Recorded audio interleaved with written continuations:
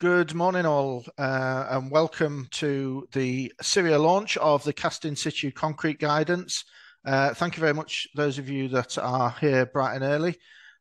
Cliff, as one of the panelists, could I just ask you to turn your camera off until your speaking slot, if you don't mind? Welcome. My name's Andy Moores. I'm the Director of Research at CIRIA, and I'm just here to do a little bit of logistics in terms of the background to CIRIA and some of the housekeeping rules. Just for information, the webinar is being recorded, so you and your colleagues may listen to it after the event. Attendees are in listen-only mode, which means that any questions or problems that you might have need to come through the chat facility. There are two boxes. If you have any problems, please just raise your hand. My colleague Charlotte is beavering away in the background and will try to sort out any problems you may be having with the technology, etc. There is a Q&A box. There's two boxes. There's Q&A and chat. Please, if you could, put your questions into the Q&A box. The reason for that is it allows others in the webinar to upvote any questions that they particularly like, and that is via the thumbs up facility. If you do post stuff in the chat, we may be able to copy it across, but please leave that for any issues that you may be having with technology. In terms of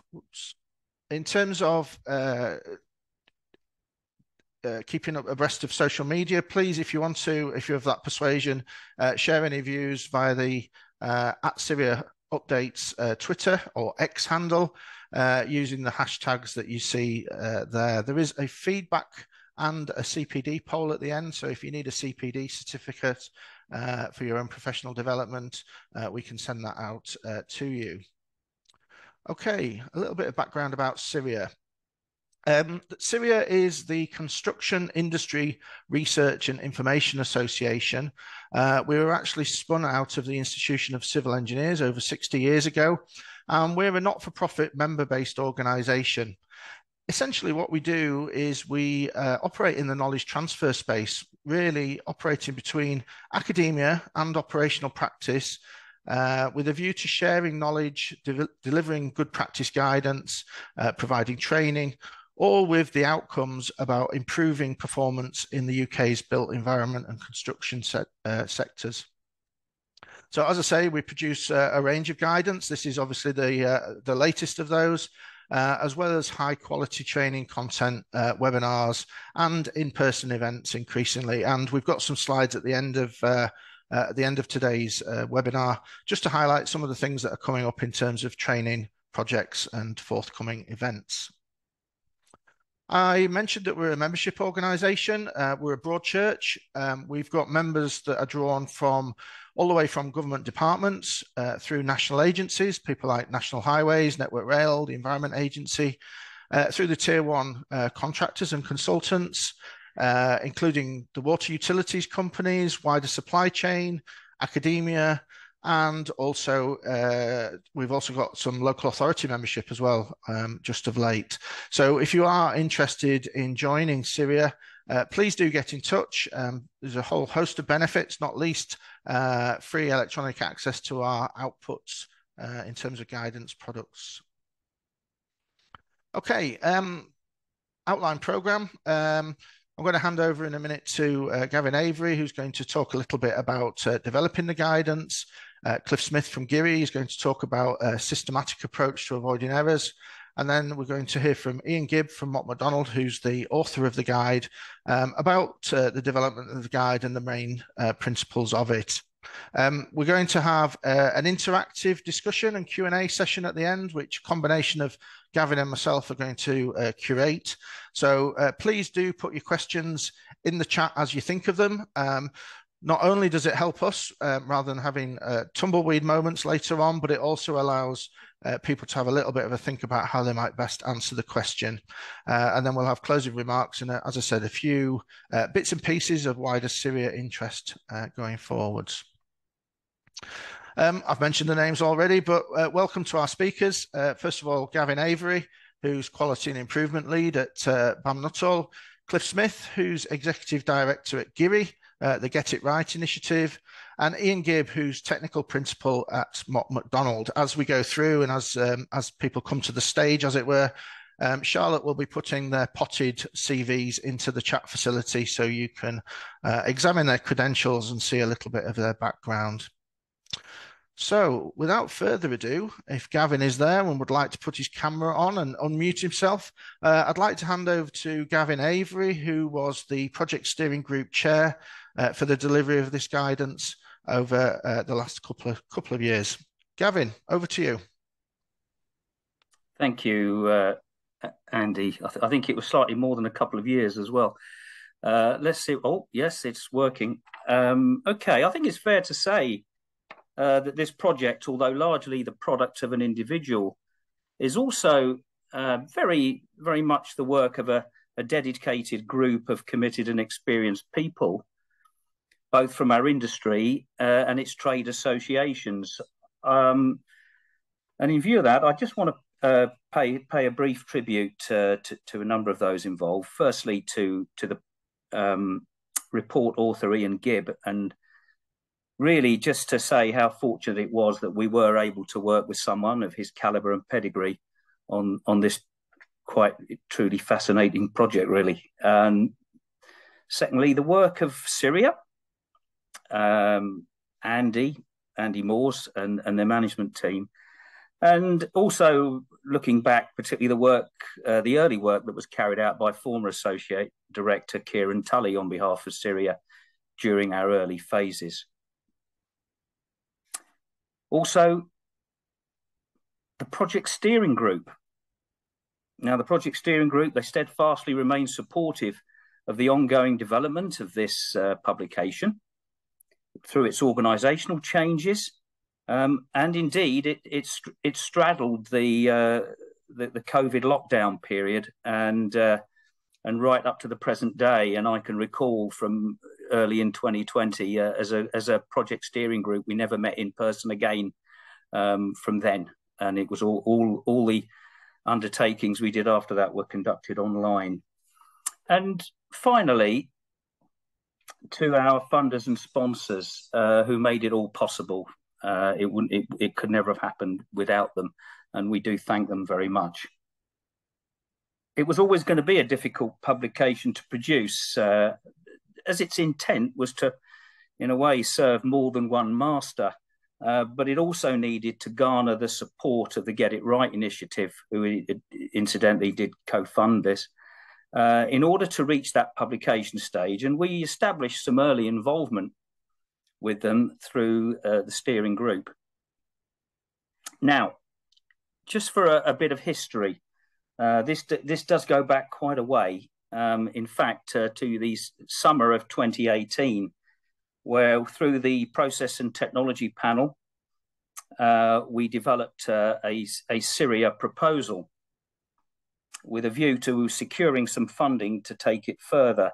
And this one passed through that loop really because it happened at a time when it was 10 years since CIRIA had published the Towards Zero Defects Toolkit, and that had been somewhat revived the previous summer by the launch of the Get It Right initiative that happened in the summer of 2017. And it kind of brought things to the fore, and that's why this kind of came up on the radar for them through the panel, and it made it through as a proposal from which we could look to obtain some funding. And that happened early 2019. With that funding arranged, we developed a project specification and determined from then that the project would actually form two discrete phases. And phase one completion would ensure that we had a detailed specification and brief for the work. And this was achieved by engaging a team from Useful Projects with Ed McCann to facilitate a workshop and provide a feedback report, which they published in November 2019. In a way, we were very fortunate to get useful projects to assist with this, because they were quite pivotal in undertaking some of GIRI's early research that was released the previous year. So for phase 2, well, we know phase 1, that had given us, we had a desk study. This is all through UP, to diagnose errors, categorize existing best practice. And they held a full-day workshop to test a developed behavioural model and explore solutions to reduce defect and error. And from that, as we saw, they produced a summary report with recommendations for future guidance. And from that, our project brief was developed, and that happened December 2019. So from then into early 2020, we were able to go through the selection process, and that culminated in the appointment of Ian Gibb and his team from Mott MacDonald, and the generation of the model for error reduction, with guidance that we see being launched today. I'm not going to steal Ian's thunder, and I'll leave it to him to guide us through what happened during that phase and how it's all come about to what we see today. What I am going to do, I'm going to hand over to Cliff Smith from the Get It Right initiative to explain more about their work, how it can benefit the industry, and why their involvement in this type of research can have a positive impact on reducing avoidable errors in construction. Thank you. For that introduction, and thank you for the opportunity to talk to you today about the Get It Right initiative and its drive for industry improvement through the avoidance of error.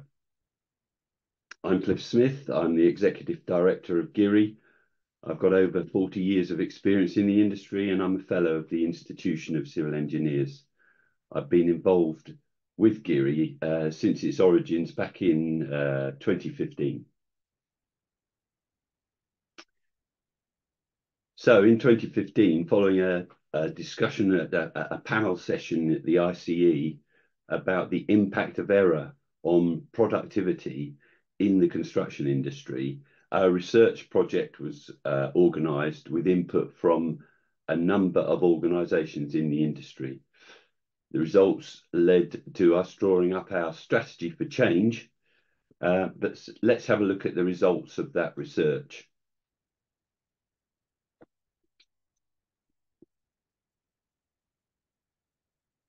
This chart shows what we found in respect of the spend on error.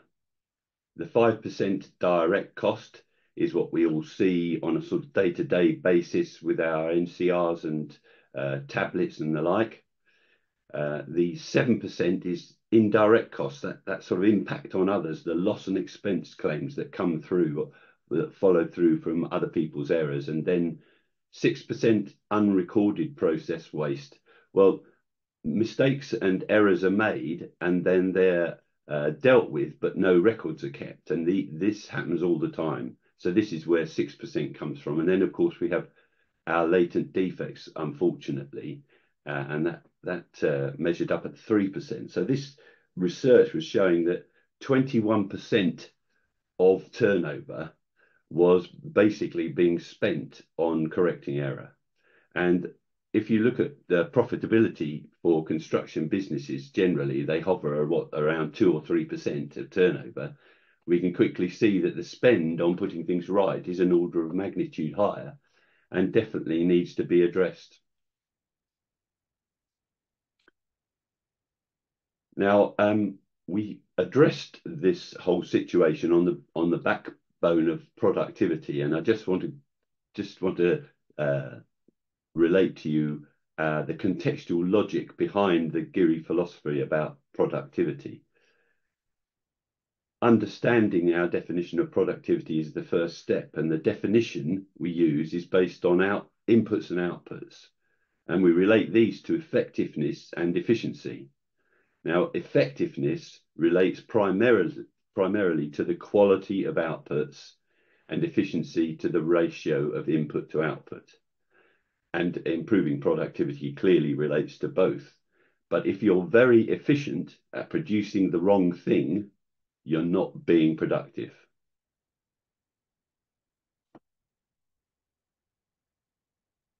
And we can see here the productivity challenge for the construction industry is well documented, and there's been various research publications, but it's highly variable depending on sector and complexity.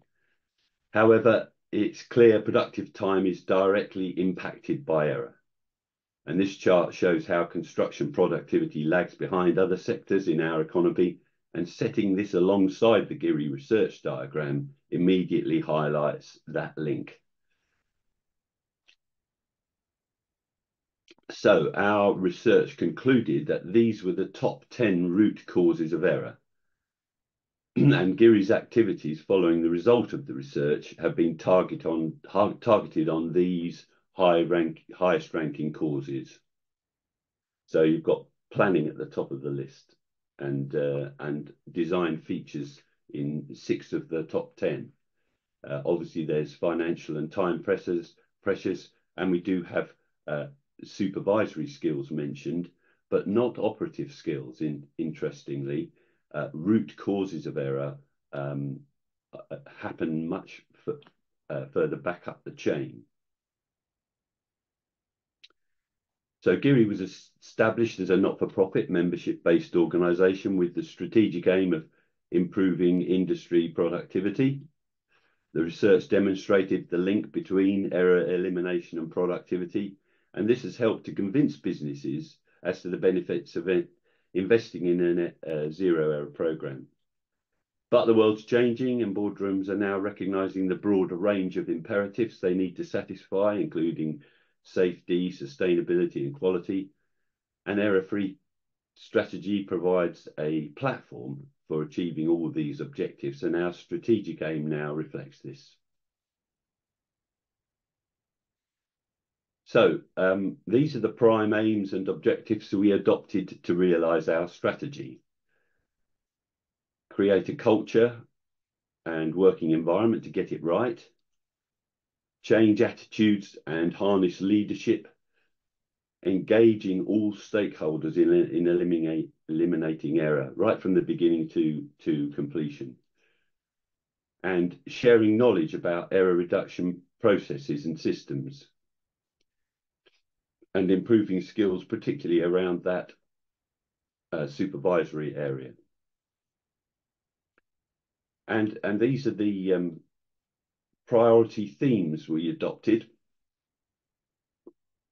Delivering a strategic awareness campaign, developing and implementing an error reduction skills program, developing improvements to processes, systems and technology, and providing opportunities for members to share experience and to do networking.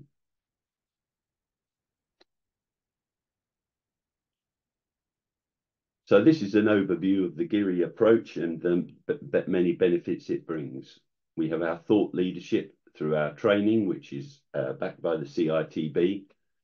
We have various campaigns, including our more recent framework delivery.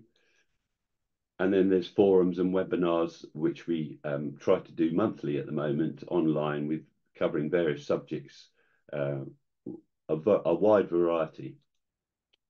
And then we have knowledge sharing through our research. We've got our design guides, and our technology research is all available through our website. We're quite active on social media, particularly on LinkedIn. And we have networking opportunities with 4 members meetings a year at the ICE. But let's have a quick look at the benefits.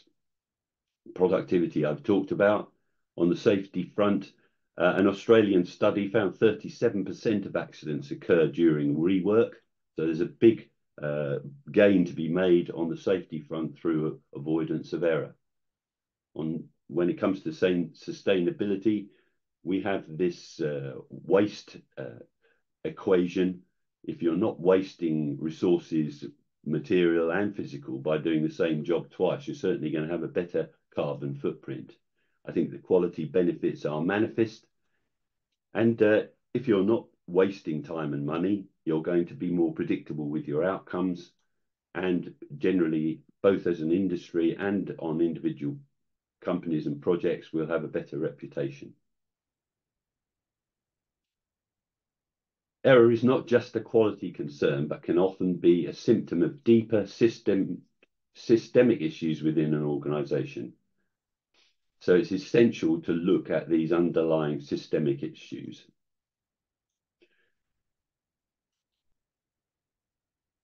Understanding the system is at the core of our framework.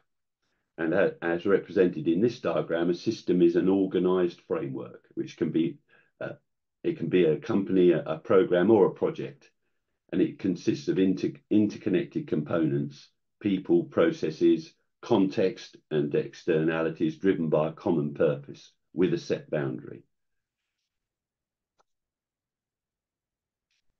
Once error has been determined, our CIRIA error reduction framework can be used to develop effective change programs. The framework uses a systems change approach to target the issues that lead to error and to achieve organisational change that supports an error-free environment. The framework consists of a 6-step methodology and step-by-step guidance explaining how to tackle each step.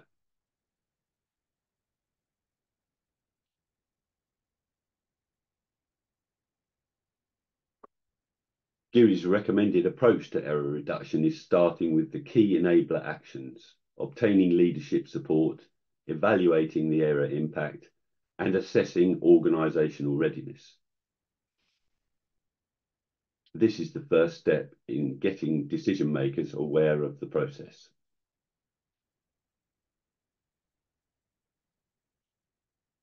So then the second recommended step involves gaining a high-level understanding of the potential errors in your organisation and in the impact of addressing error. CIRIA recommends running the CIRIA Error Impact Workshop together with key project stakeholders to determine key potential issues. And you may also involve the CIRIA training at this point with the CIRIA leadership training, which is very effective for organisations and projects. If your organisation is committed to addressing the errors, the third step is to assess readiness. And here we use the CIRIA Error Maturity chart.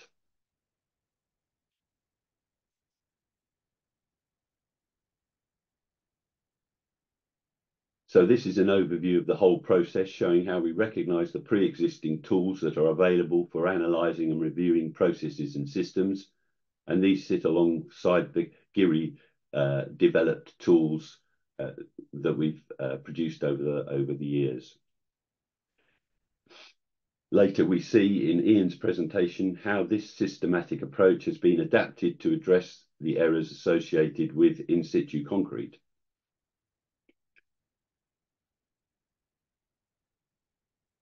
So, just reflecting then, the benefits of addressing error in organisations. It can improve organisational health. Recently, I was in discussion with a lady who was presenting on well-being, and it was like a light bulb moment when she realised that there is an element of happiness associated with getting things right. So here we go. We can also significantly improve productivity, quality, reputation, and social impact. There's an opportunity to improve cost margins, and it provides a kind of compass for a continuous improvement.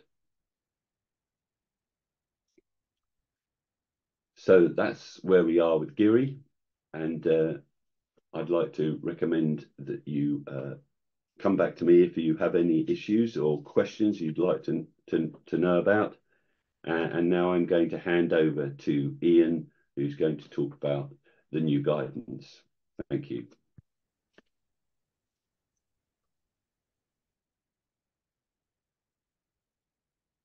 Thank you, Cliff and Gavin and Andy for the introduction. I think it's worth saying from the introduction Cliff said, just to highlight one of the points he made, that Get It Right initiative estimated that 21% of the cost of the total cost of construction is spent fixing errors. 21%. It's a ridiculous number, really, when you think about it. And just think what we could do with that 21% if we had it to spend on new construction or improving the sustainability of our construction or whatever. It's a huge pot of money that is being wasted at the moment.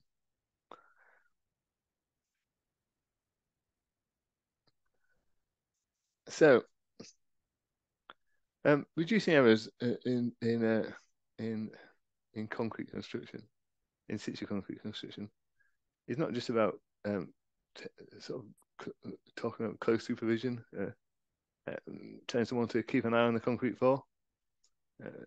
You can see here, I was taken a little bit too literally, and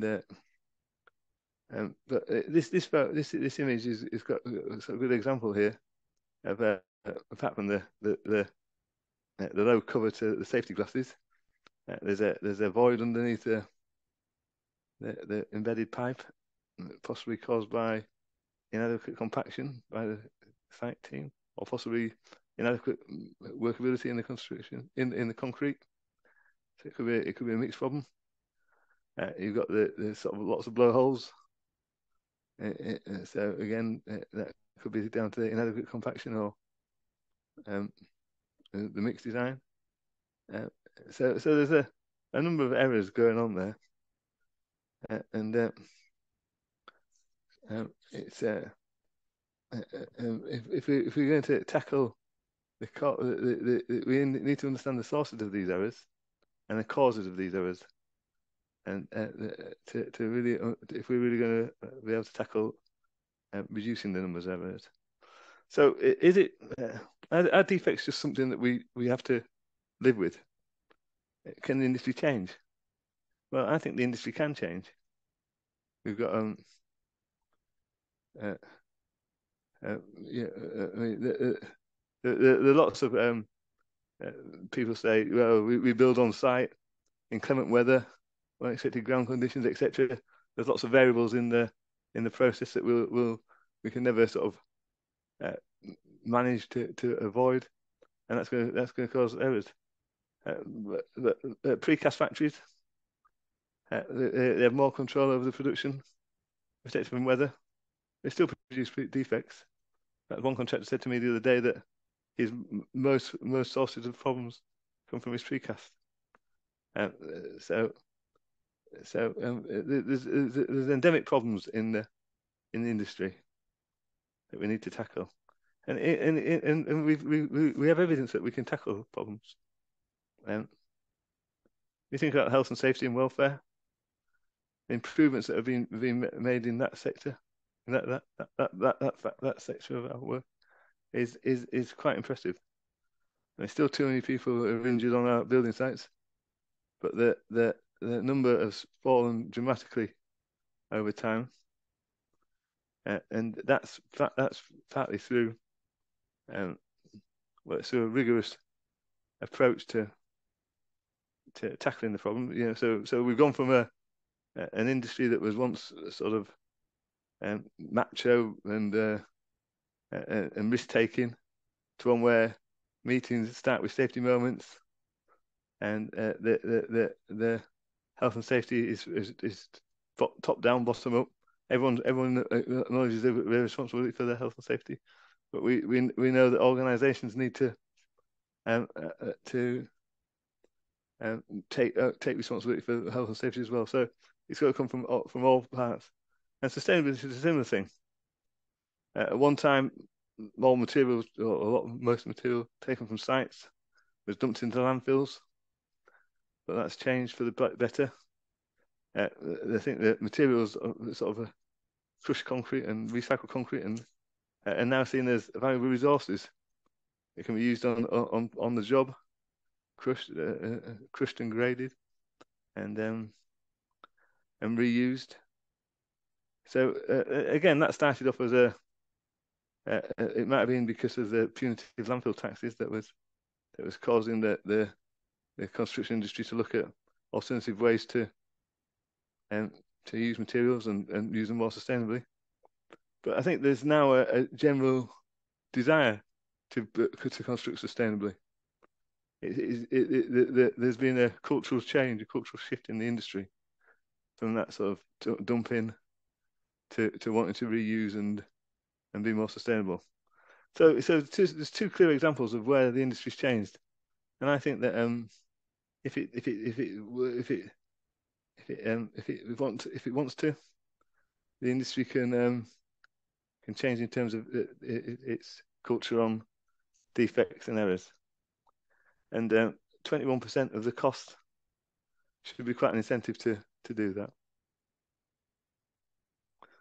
So what are the sources of errors? Well, they can come from multiple sources, multiple causes. So it could be the environment, as I said, you know, the sort of the unexpected ground conditions or inclement weather. It could be the plant and machineries not maintained properly, too old, inadequately trained labour, unskilled labour or labour doing work that they're not being trained to do. It could be the materials, it could be the methodologies. All these errors can feed into defects. But to really reduce errors, it's not sufficient to identify the source of the errors. We also need to understand the cause of the error and plan and implement actions to tackle the causes and evaluate the effectiveness of what we've done. So that's sort of the basis of the model we've got in the new CIRIA guidance. It has three key parts. Process maps, developing process maps to fully understand the process of what we're doing.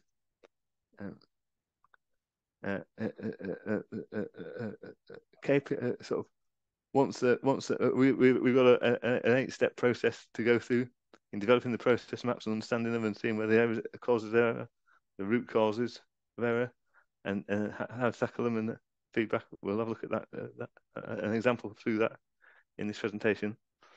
But we've also got as part from the process maps, we're looking at KPIs, so key performance indicators of what we can do to see whether we're making improvements in the process.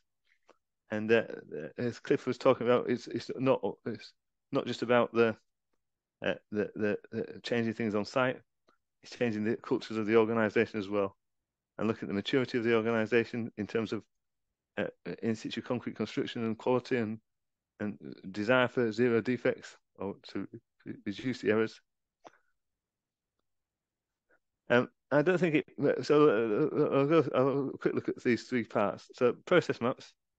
I don't think it's important to define, to be prescriptive in how your process map should look. So process map is looking at a part of the process, a part of the construction process, or the whole construction process, or a very, very small part. So within the guidance document, we look at CCAP piling as a whole from multiple stakeholder perspective. We look at an example of concrete mix design, because a lot of the problems with defects in concrete construction emanate from the concrete mix design, and but it's not just that's not just down to the ready mix supplier.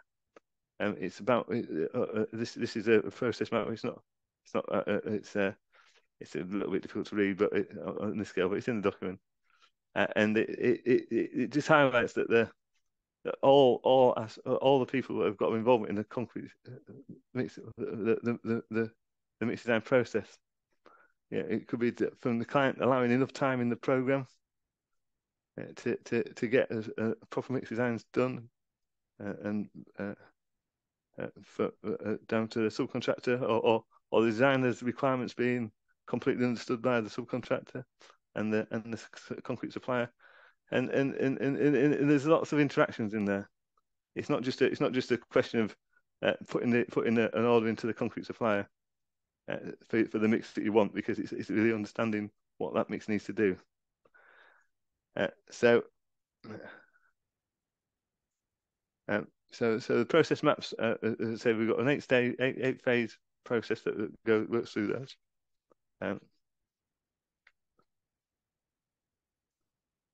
The maturity of an organisation. I'll keep going too far there. The maturity of the organisation, as Chris says, the maturity models are very good for assessing the ability of the cultures within an organisation to address defects and strive for zero defects. So if you look at a cause for an error, so for example, if you look into the cause of a defect, I don't know, looking at that embedded pipe earlier with the voids underneath, inadequate. So was it down to inadequate construction? If it was, maybe it was down to inadequately trained staff. But if you've got inadequately trained staff, why have you got inadequately trained staff on the job? Is it because someone was ill, or is it that there's a culture in the organisation that the job's about getting the attitude in the organisation is get the job done rather than get the job done right. And if that pervades down through the organisation, then if you identify errors, it's not going to be easy to solve them, because there's just not going to be the right culture within the organisation to drive forward improvements in the concrete quality and reduce that 21% of costs.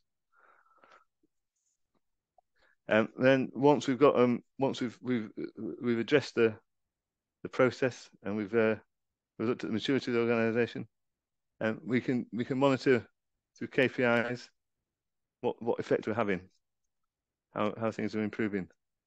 So there's lots of data out there now. You know, we've always had cube results and NCRs, and what's happening now though is that all that information that's out there is being able to, you can capture it much better using Power BI and tools like that to produce dashboards, which means that engineers can monitor the process that's made, the process and progress that's being made. So this is saying from a site a contract, and this is a dashboard monitoring the non-conformance reports.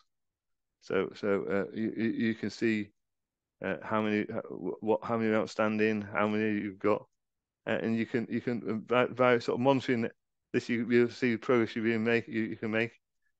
You could analyze NCRs on a specific topic. You know, you could filter out how many are down to surface finish, and if that's an issue that you're trying to address, and monitor from contract to contract how many NCRs you get in on these, so you can see what sort of progress you're making between contracts, within contracts, and there's vast sources of data out there. You know, sort of production records from the concrete industry, temperature monitoring from the site, cube results. As I say, there's vast amounts of data out there. It's just finding the appropriate data that you need for your project or the issue you're trying to tackle. So within the document, we look at a number of examples of how to use process maps. I say sequent piling and mixed design. But the one I'm going to concentrate on now is just walk you through a process that we did when we had a problem on a major project, or potential problem on a major project, about controlling temperatures on large pores. So large pores are concrete generator. I don't want to go too technical on this, but it's hard to sort of go through the process of addressing the issues without getting a little bit technical. So I apologise if I lose some of you. But concrete basically is an exothermic reaction. When it hydrates, it generates heat. The more concrete you've got, the more heat it will generate. And if the temperature gets too high, you can get problems with the concrete. So you can get delayed etching out formation, which can cause cracking and durability problems in the longer term, or you can get thermal cracking, so uncontrolled cracking of the concrete. And so it's generally a problem on larger pores in the summer or winter. And on a major infrastructure project we were working on, the contractor was worried about the risk of defects from this issue, having had problems on a previous site, and came to us looking for he wanted to produce a thermal plan for each pore, and gave us an example of a plan that had been successfully used on another contract. So this was the thermal plan that we gave the example of, and without sort of looking at it too closely, for each element that was being constructed, there was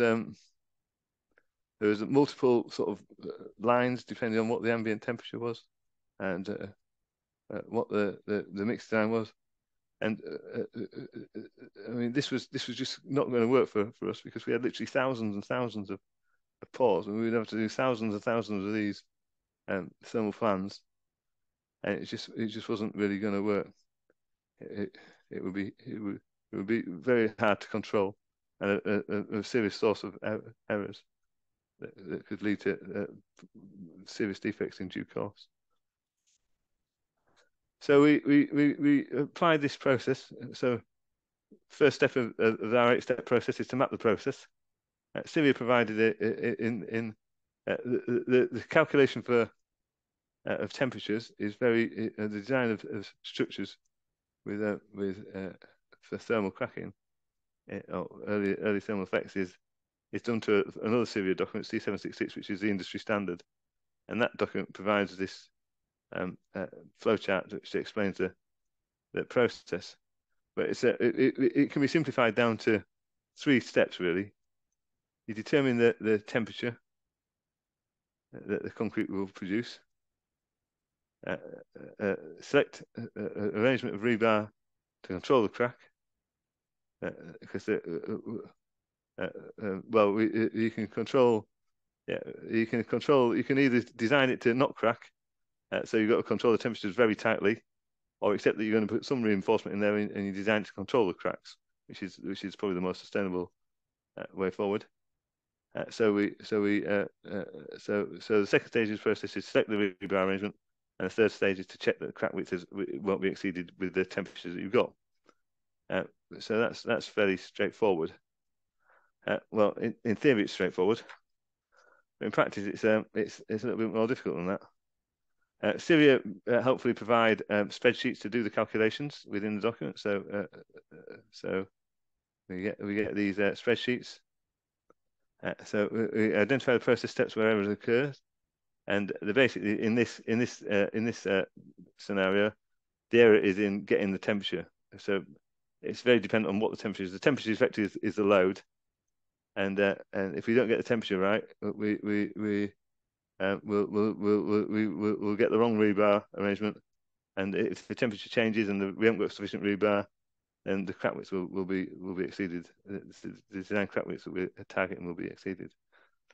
And the problem is that determining the peak temperature it's got 2 spreadsheets with multiple inputs. Just highlighting some of the inputs into the process. So these are all things you need to know for the design to predict the temperature the concrete will reach. And if you look at them, these are the sources of key errors. But if you want to identify what's the root cause of these errors, it's that the design offices don't have the right equipment to do this, because the only way that you can what you need to know is that the mean ambient temperature on the day the pour is going to be done, what time the pour is, what type of formwork it's going to be, all these factors, and the designer, when he's designing this, has no idea what any of these are. So the thing is, the root cause of the error is the fact they don't have a crystal ball in the design office to see the future. So step 5 of the process is to develop solutions. So we looked at the spreadsheet inputs into the calculations, and allocated them to who had sort of control over them. So the designer had control over things like the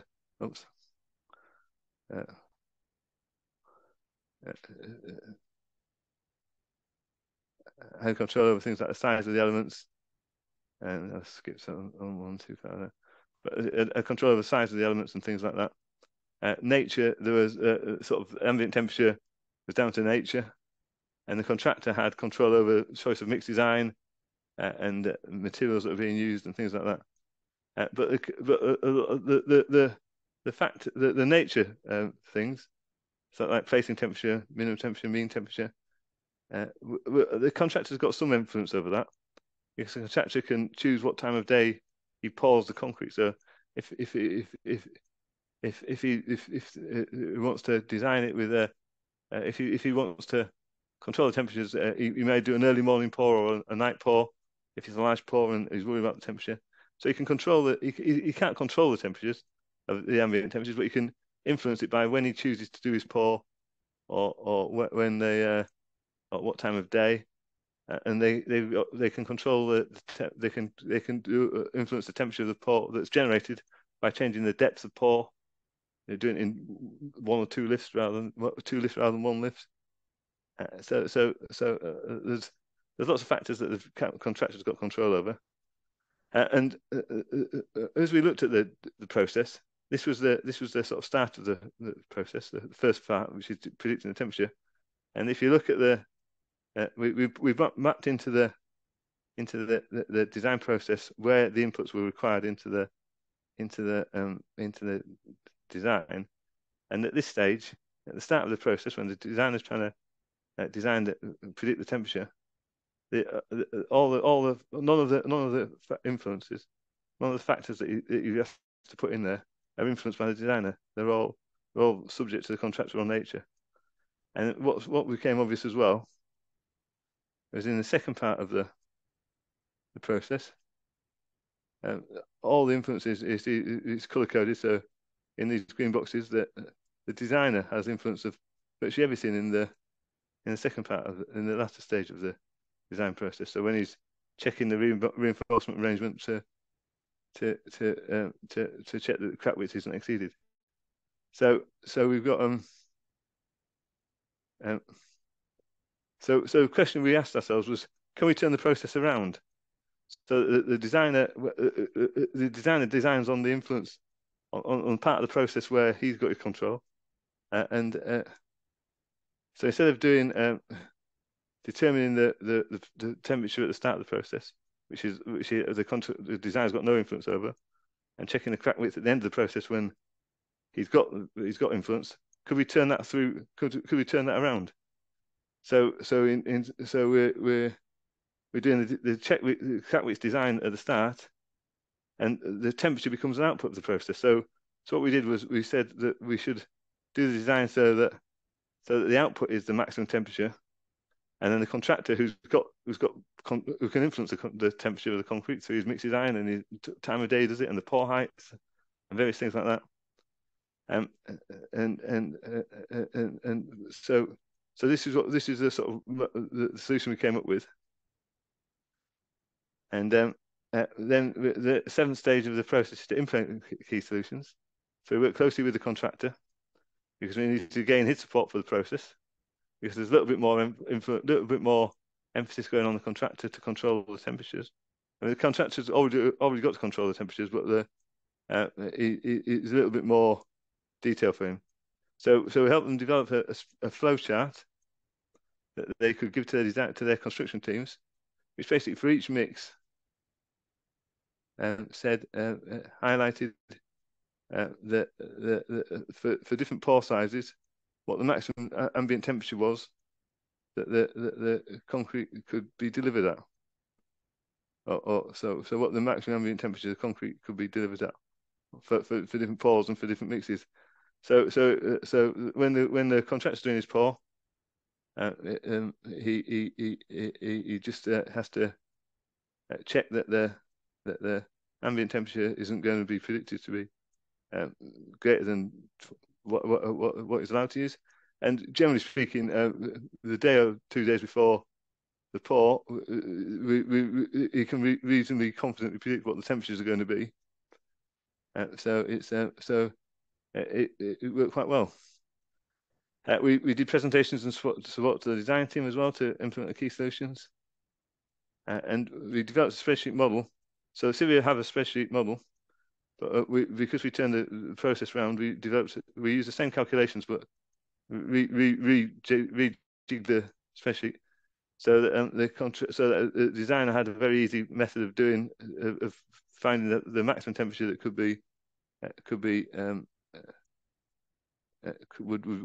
be suitable for his pour. So in this case, depending on the rebar arrangement in the bottom left corner here, depending on the rebar arrangement, bar size and spacing, the spreadsheet gives him the maximum temperature he could go to, and that proved very successful as well. And then we had because we found that most elements were had quite high limits, that they could tolerate quite high temperatures and control the crack width. We didn't need the detailed thermal plans, but so most elements were done on a default basis. That if the contractor could control his maximum temperature to 75 degrees C, then the differentials and temperature drops would be okay. So it was just by default when we would raise if there's any elements that there's additional temperature controls were needed, it would be raised in a site-specific annex to the specification, and it worked very, very well. So we effectively took by looking at the process in detail, we turned the process entirely round, and came up with a new method of a new way to express the information that allowed the designer to control under his the elements under his influence, the contractor to use the elements under his influence to control the temperature of the concrete, and it's proved to be very successful. So in the review and learn section, the contractor is monitoring the concrete temperatures on one of these cloud-based systems. So we're very close. We're keeping tight control of the temperatures, or keeping close control, keeping close eye on the temperatures, and monitoring the NCRs for temperature breaches. In terms of learn, we've got one small technical issue, which is we need to address, which is I don't want to go into detail, just because it's very technical, and it would be a bit confusing. But the process has worked supremely well. It's been very straightforward. It's reduced. I think it's significantly reduced the risk of errors. You never know whether the errors would have occurred, but certainly there was a severe risk of the errors occurring, of concrete temperatures being too high. And this process has really worked well at making sure that Thank you very much, Ian. If I could just ask all the panelists to pop their cameras back on. And if I could give everybody online a polite reminder for any questions you might have, please put them in the Q&A box. There's one or two things coming in on the chat, which we've in the background I've formulated into a form of question to put to the author team. But we are relying obviously on questions from the floor. So please do carry on. Cliff, could you pop? Yep, there you are. Great. Thank you very much. Gavin, could I perhaps hand over to you? And given that Sam Wong was the first to break the Q&A ice. Could you perhaps pose his question in the first instance to the panel? Yeah. Now, what Sam was talking about was the carrying out the conduct of risk assessments to identify errors and consequences. The learning from it's probably about 3 questions in one, but learning from mistakes afterwards. I'm going to focus on the one I think is most important here in what Sam said, because it does impact and have a crossover with GIRI. And he says that, in his opinion, there should be less, or should there not be less, silo thinking, but more cooperation between different member teams of a project throughout its life cycle. And the reason I've been drawn to that one is because from my experience of GIRI, I think that's very much reflective of GIRI's approach on the management of interfaces and the problems that interface failures can cause through silo thinking. I'm just wondering if Cliff might want to take that up, and maybe he has a view. Well, I've read the question and I understand the issue. I think in the 10 or 15 minutes I had to explain what we're doing at GIRI, including reference to the framework, really doesn't do justice to all that GIRI's about. And our absolute core thing of GIRI is getting it right, not putting it right. You know, we're very keen to emphasize that it's thinking about things before you do them that can avoid error. Now there's a great use that can be put to the mechanisms and technology that allows you to identify errors and record them, and NCRs and all the paraphernalia of quality control. But that is helpful to GIRI as a feedback loop, so that when you're sitting down, hopefully employing a GIRI interface management course or a GIRI leadership course and doing a pre-mortem, as we call it, you get a group together who are knowledgeable and experienced in that particular project or production of that asset. Say it's a tunnel or it's a road or whatever it happens to be. You get a group together who are considering before the event what the potentials for error are. I mean, picking up on Ian's presentation, absolutely, you need to be thinking through what the issues are and implementing a control measure in advance, rather than running around breaking concrete out because you've got thermal cracks in it. It is absolutely about doing something in advance.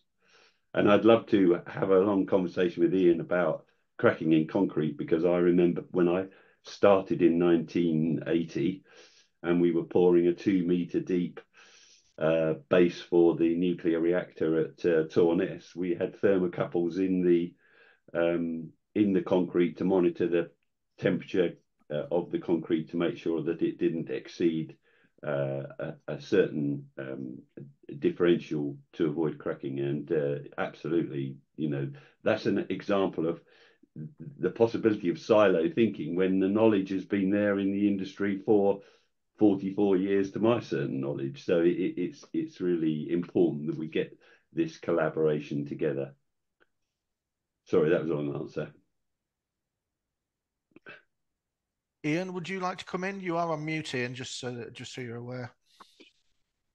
Yeah, I was just going to say that I mean the process charts I showed had sort of kind of silos in them. It had the sort of perspective of the contractor and the concrete supplier and the client and etc. But that was to try and sort of show that all the parties have an influence in there, have an impact in there, and they need to work together to solve these problems.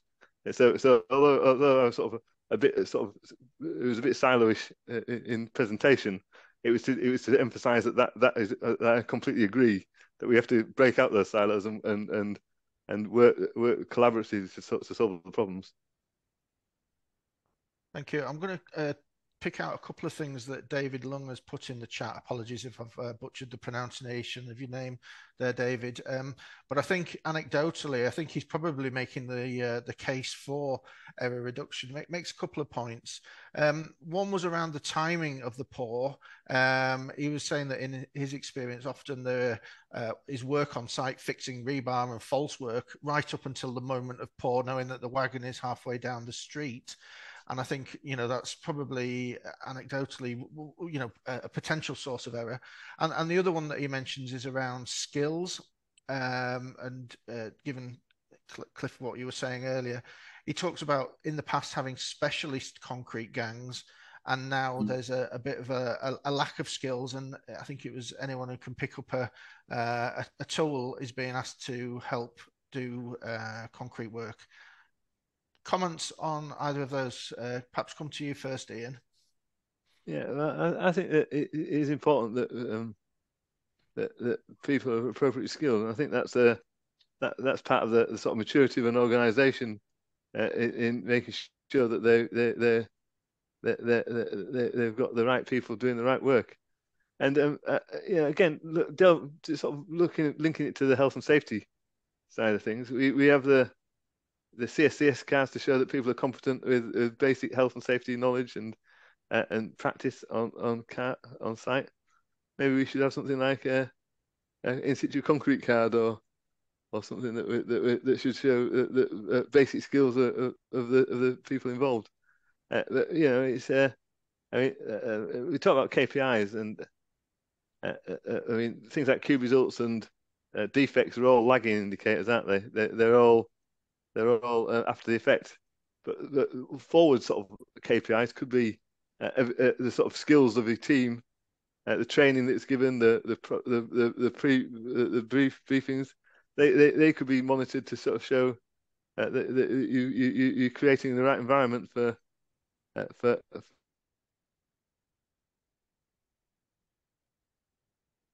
Cliff, do you want to come in on that in terms of the skills issue and the anecdotes that David was referring to? That I think we can all relate to. Yeah, I think we all relate to these issues, and yeah, back in the day, as I call it, certainly on some projects you couldn't get in the concrete gang unless you came from a certain place in Ireland. So I mean, the skills were dictated by the foreman.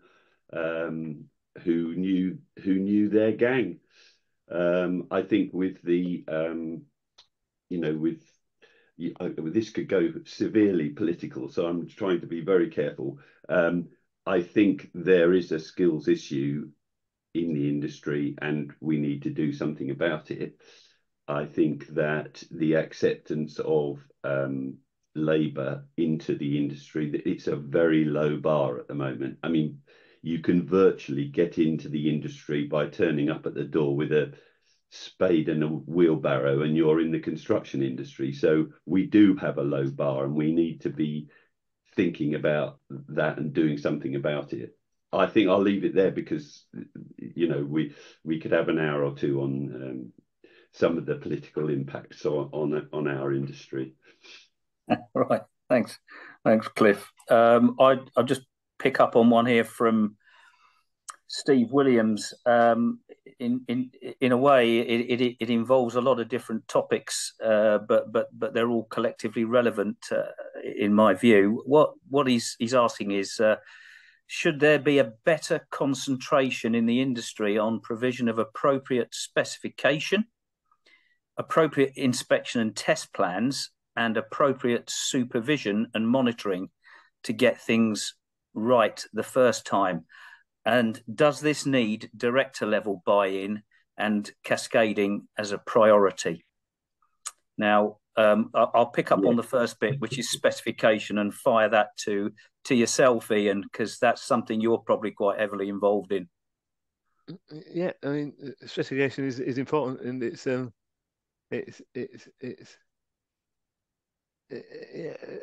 comes back to this this issue of getting all the people involved. So you can specify. I think we look at C compiling in the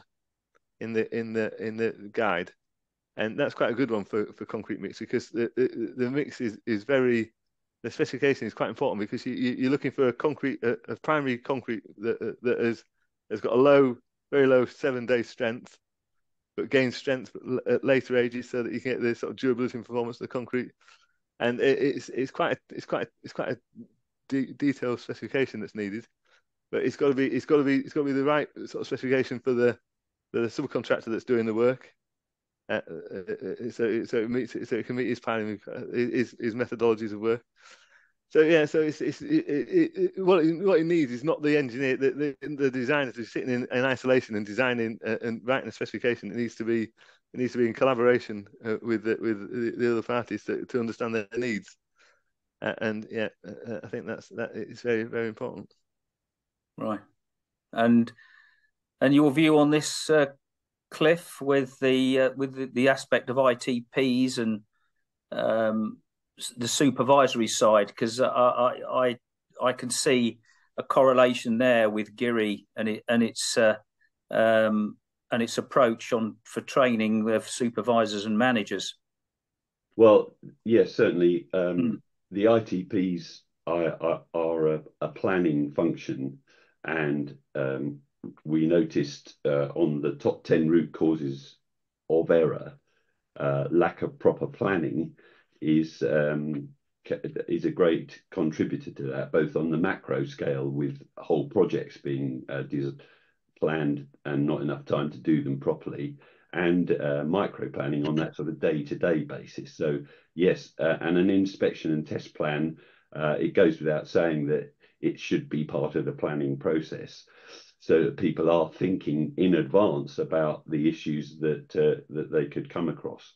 As far as the supervisory situation is concerned, on our GIRI training course, all our courses are very behaviour and culture orientated. We're not training people how to pour concrete. We're not training people how to lay bricks or whatever. What we're doing is helping people to be able to create a culture and environment in their organizations to get things right. And as far as the supervisors are concerned, what the objective is to create an environment where the operatives feel they can contribute to say, I can't do this because I won't be able to get it right. I don't understand what I'm being asked, or pushing what we call pushing pause to avoid error, and actually raising issues and feeling that we've got that environment to do that. And that's very much a cultural thing rather than I think the horse it in approach, which is we've got to get this pour done today, so I don't want to hear about any problems, just get the concrete in the hole. And I've come across that in my time, but we're trying to change that, and that's the culture that we're trying to change in the industry. Thank you very much, gentlemen. I'm going to come to the question from Rupert Shingleton next, and perhaps more directed at you, Ian. But in changing the sequence of the process, for example, in the example you used on heat in the concrete, did you come across any examples of conflict with ISO, British standards, Eurocope, coded design processes? How does this interface with any of that? No, we didn't, because we basically used the C766 document. Has got a sort of methodology and calculations in there, and we use the same calculations. We just turned them around. So instead of predicting a temperature, we effectively iterated through the calculations to find what the maximum temperature was that was possible. So it was using the same process, but turning that process around. So we weren't using any different standards or different methodologies or anything like that. It was literally The same methodology, we're just looking at it in a different way to make it easier to implement. Thanks, Cliff. You were shaking your head vigorously there. Well, in amongst wiping your nose, I know you're full of cold. So yeah, fire away. This issue, and I think it's really interesting, Ian. It's the temperature differential, isn't it? It's the difference in temperature between one part of the pore and another part of the pore, which can lead to the thermal cracking between the two, and that limitation of cracking. That's what's specified, and then the mixed design and the layers of the pores is what can control that.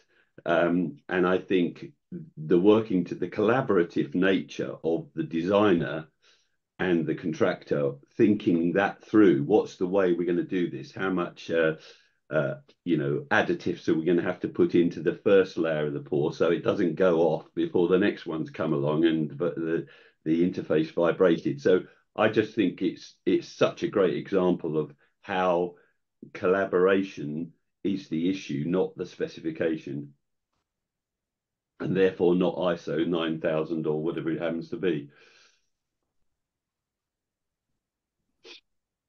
Right. Now, I'm just going to pick up on a question from Michael McCusker, and it's one that's almost kind of close to home for me, because it's a question I could have asked personally.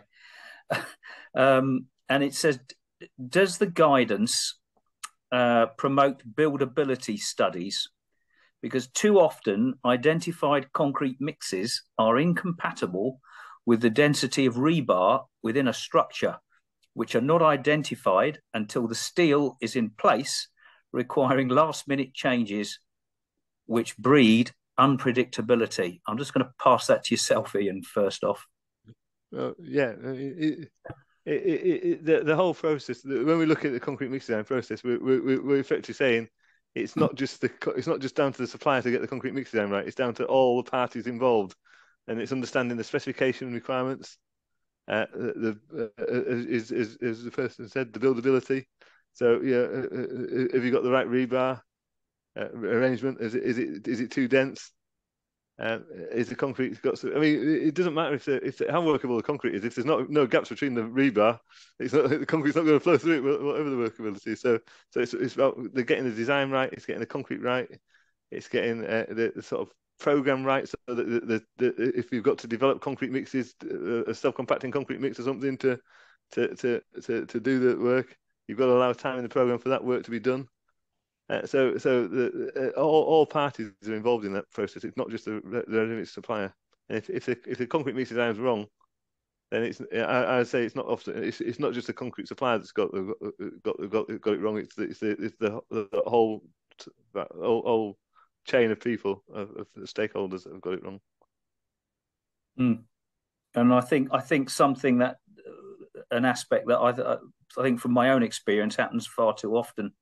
In that regard, do you take a view on this, Cliff?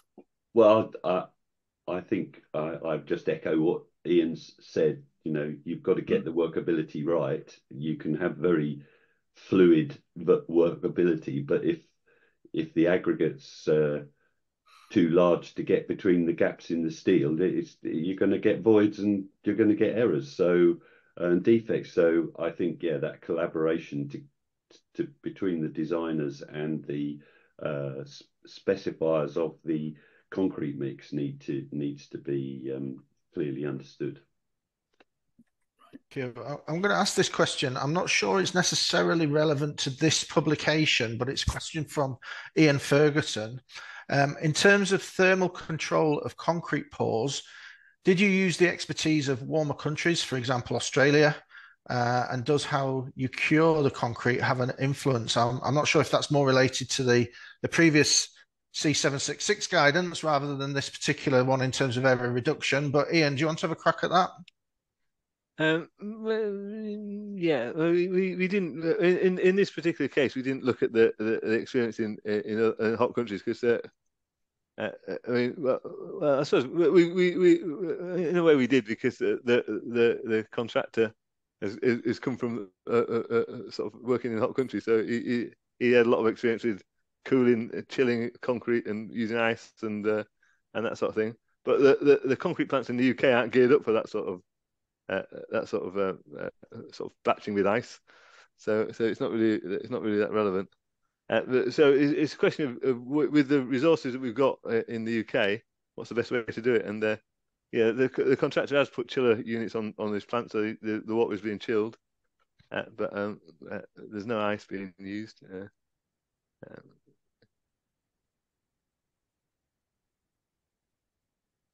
Gavin, do you want to pick out another question? Or perhaps ask one of your own, indeed. I'm just looking at the list. Rupert Shingleton. Now, I think you picked up on the Rupert's one about the ISO standards, didn't you, Andy? Yeah. Rupert said, "Make more a comment than a question, though. He fully backed the collaboration message.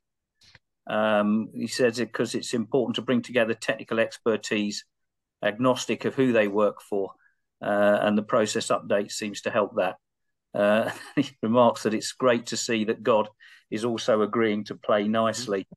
I guess talking about the nature aspect. I think from my own point of view here, I speak from doing the work that I've experienced with GIRI. I think the collaboration side is very important, and indeed one of GIRI's, I'll take something from Cliff here, but one of GIRI's important aspects of their own training modules, particularly for interfaces, focuses on the collaborative approach, in a way trying to get people to come together. Some of it might seem very obvious to us all here, but believe me, it doesn't always happen. And getting people together where they can analyze and discuss at the same in real time what the risks are, and by taking that risk-based approach, maybe even using guidance that's contained within C814 to help us understand what we're facing and what we can actually do about it, all on riding on the back of what GIRI is trying to say, which is press pause to avoid error. That's the underlying message here. From what's being said there. Anyway, what do you think about that, Cliff?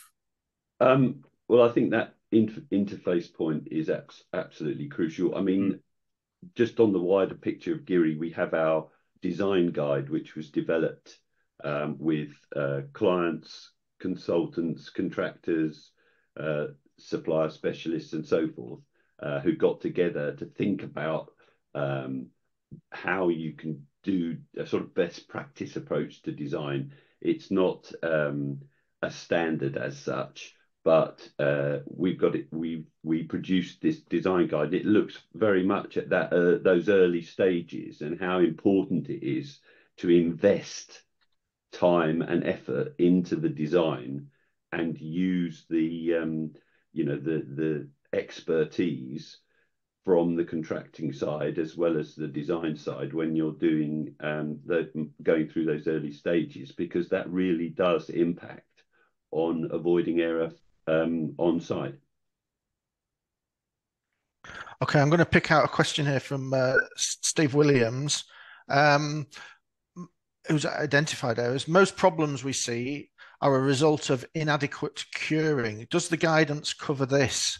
I think some of these are starting to get a bit specific rather than necessarily a framework for identifying and addressing the issues and solving them next time. But Ian, do you want to perhaps clarify the role of the guidance in some of the specific errors that people are aware of and flushing out through the discussion? Yeah, I mean, curing can be a problem, but I think what the guidance is saying is that you find out if you've got a problem. Look at the process around that problem. So if curing is an issue, presumably that's I don't know if it's exposed slabs that are getting plastic shrinkage cracking because there's curing is not going on there quickly enough. Then it's an issue of looking at the process and saying, and trying to understand what can you do differently in the process to to avoid that error. So it could be just a question of getting a query on there quicker. It could be sort of an information thing that we need to explain to the gang, the concrete gang, that they need to get the queuing on there quicker. It might be that you're trying to wait for it to set before you sheet it. So maybe they should be using a spray-on curing membrane or something instead. So it doesn't specifically look at curing, but it's trying to set up a process approach to try and understand what's causing the problem and how you can address it. Yeah, thanks, Ian. I think that's important clarification in terms of what the guidance is actually trying to achieve. It's a framework for looking at and diagnosing the problems rather than curing the problems in itself per se. Thanks, Gavin. Perhaps last question, yep. and then I think we should probably move to wrapping up. Yep, and this one comes from Callum White, but I think it places the subject matter firmly in your court, Ian. So what he says is that we've spoken a lot about process and less about the supporting role of effective digital transformation. And digital approaches, he says, are key to better characterize concrete mixes at an early stage with less reliance on subjective judgment. Furthermore, you have highlighted that information exchanges are key to make sure the right information is available to stakeholders at the right time. But has the guidance considered the role that digital methods in the aspects of characterization and effective information transfer, or the role that digital methods will play in the aspects of characterization and effective information transfer? Sorry. It's not going into a lot of detail on digital transformation. I mean, it does refer to the fact that digitally there's a lot more information out there available now, and it's much more accessible and usable than it ever used to be, and building that into your process is important in terms of KPIs and things like that. But I mean. I think if you're looking at the process, then the digital input into that process is part of the consideration you go through. I mean it's not specifically mentioned, but I think it will be drawn out as